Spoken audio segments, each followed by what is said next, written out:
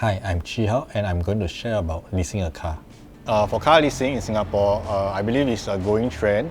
We have more and more customers are taking cars for car leasing. The reasons why is that maybe we see that there's a you have to pay big down payment for buying a car.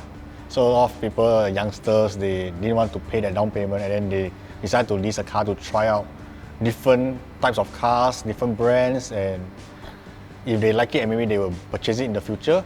The main benefit of leasing a car is that you pay less upfront and you still get to drive a car. Most of companies in Singapore that do car leasing, they provide a variety of vehicles they can choose from, the types, the models, and different brands of cars that you want.